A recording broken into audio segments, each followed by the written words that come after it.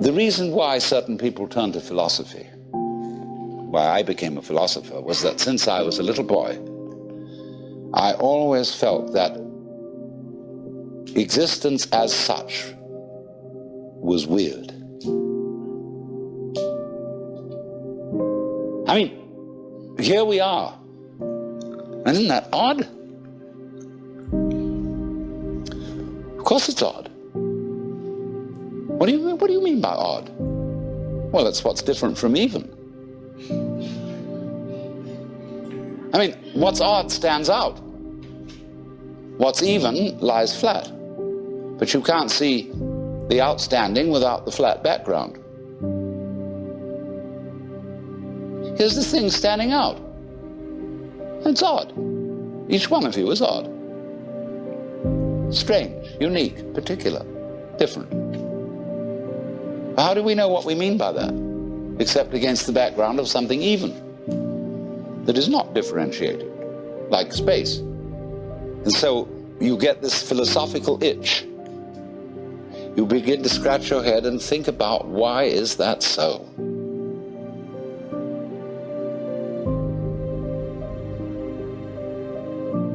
Well, after a while, you realize that's a meaningless question. And you ask, how is it so? Well, that leads you into science and other investigations. So you want to know, what is it? I mean, this happening, this thing called existence. What is it? You ask that question long enough, and it suddenly hits you that if you could answer it, you wouldn't know what terms to put the answer in. I mean, when we investigate the properties of nature, and we do get some answers, all the answers are in terms of particular structures, forms, patterns. And these can be measured, and their behavior can be predicted. But when I want to ask the question, what are the forms made of? I mean, what is it really? We can't think of any way in which we could answer the question, because we would have to have a class of all classes. When you ask the question, what? It's like saying, is you is or is you ain't? Is you animal? Is you vegetable? Is you mineral? Are you a Republican or a Democrat? Are you male or female? Are you a Christian or a Jew or a Hindu or what have you? We classify always to give an answer to the question, what is it? And when you classify, you distinguish an inside group from an outside group. Right. So what we want to know is, what is the group of all groups? Well, we can't imagine what the outside would be. So we can't answer the question. What is it? So the physicists finally abandoned the quest for stuff. And they gave us a description of the universe entirely in terms of form. The pattern, not the stuff. When people ask, what's the web? Yeah, but you can't do that. What's the pattern made of? Surely mustn't there be an answer to that? See, what happens is, when you turn up the microscope, all stuff turns into form. It becomes articulate. You know, the carpet looks like some sort of stuff. But when you look at it under a microscope, you will see the crystalline structure of the nylon or whatever it's made of.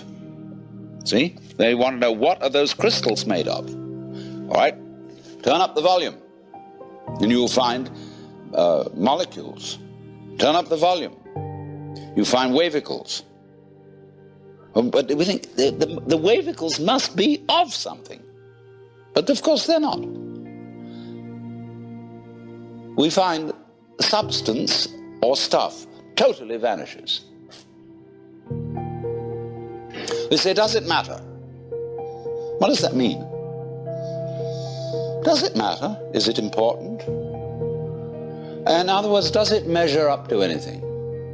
Matter comes from a Sanskrit root matra, which means to measure. So from this root matra, we get going on into Sanskrit, we get the word maya. And maya is generally translated illusion, although it also means magic, creative power. The word illusion, switch over, we get that from Latin, and that comes from the Latin ludere, to play. Let's pretend that we matter. See, the world is a musical phenomenon. Good music never refers to anything except the music itself. You don't ask Mr. Bach, Mr. Ravi Shankar, what do you mean by this music? What is it intended to express? Listen. That's the meaning. Giraffes are giraffing, trees are treeing, stars are starring, clouds are clouding, rain is raining. And if you don't understand, look at it again. And people are peopling. Wow. We notice that all these suchnesses appear and disappear. They keep changing, they come and they go. But if you get hung up on your particular form, I'll have to alter the language a little bit, because you see, your form makes a duality, whereas you are your form. You're what you're doing. Now, you think, for some strange reason, I must make that go on as long as possible. And therefore you think you have an instinct to survive. And so the only thing anybody can agree about today, so far as the discussion of ethical and moral problems are concerned, is that we ought to survive. And therefore certain forms of conduct have survival value and certain forms don't. But when you say to yourself, you must go on living, you put yourself in a double bind. Because you said to a process which is essentially spontaneous that it must happen. And the basic form of the double bind, which is imposed upon all children, is you are required to do that which will be acceptable only if you do it voluntarily. So when we say to ourselves, you must go on, the reason is, you see, that we are not living in the eternal now, where reality is. We are always thinking that the satisfaction of life will be coming later. Don't kid yourself.